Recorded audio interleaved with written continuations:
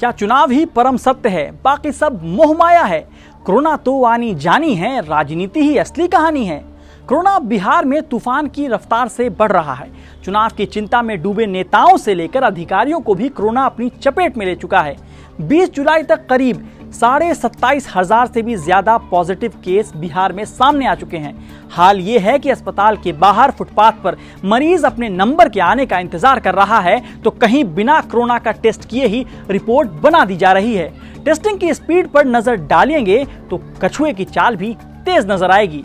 अब जब कोरोना के इस कोहराम के बीच टेस्टिंग नाम बराबर और अस्पताल बदहाल होंगे, लेकिन नेता लोग सोशल डिस्टेंसिंग का मंत्र भूलकर राजनीतिक जमावड़े, डिजिटल रैलियां, नुक्कड़ मोहल्ले में वोट के लिए मीटिंग करेंगे, तो जनता पूछेगी जरूर, जनाब ऐसे कैसे? कोरोना को हल्के में लेने की गलती बिहार अब भुगत रहा है। कोरोना को भारत में आए 4 महीने का वक्त बीत चुका है, मतलब तैयारी के लिए वक्त की कोई कमी नहीं। लेकिन फिर भी ना टेस्टिंग की स्पीड पकड़ सकी और ना ही तैयारी पूरी हुई। भावनाओं में नहीं, आंकड़ों से समझते हैं बिहार में कोरोना की लड़ाई को। बिहार में 30 जून को करीब 10,000 कोरोना के केस थे। वहीं ये 20 दिनों में 170% बढ़कर 27,000 पहुंच गए। जी हां, 27,000।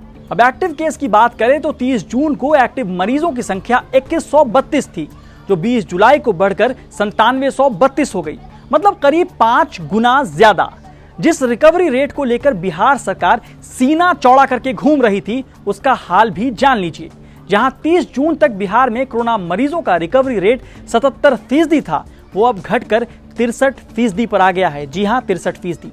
1 जुलाई तक बिहार में कोरोना की वजह से 67 लोगों को अपनी जान गंवानी पड़ी थी, लेकिन 20 जुलाई को यह आंकड़ा बढ़कर 187 हो गया।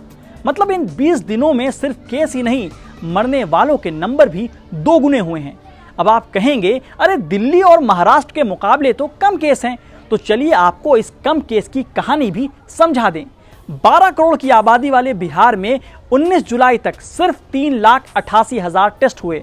मतलब 1 लाख लोगों में सिर्फ 300 लोगों का टेस्ट हो पा रहा है, जबकि 3 करोड़ की आबादी वाले दिल्ली में 8 लाख से ज्यादा टेस्ट हो चुके हैं। दिल्ली में 1 लाख की आबादी पर 4300 से ज्यादा टेस्ट हो रहे हैं, मतलब बिहार से 10 गुना से भी ज्यादा। महाराष्ट्र और बिहार की आबादी करीब करीब एक है, लेकिन वहां भी 15 लाख से ज्यादा टेस्ट हो चुके हैं। सच तो यह है कि बिहार टेस्ट के मामले में सबसे पिछड़े राज्यों में से एक है। बिहार के डिप्टी सीएम सुशील मोदी कह रहे हैं, केंद्र और राज्य की सरकारें संक्रमण रोकने के लिए युद्ध स्तर पर संघर्ष कर रही हैं। रोजाना 20,000 सैंपल जांच का लक्ष्य पूरा करने पर काम जारी है।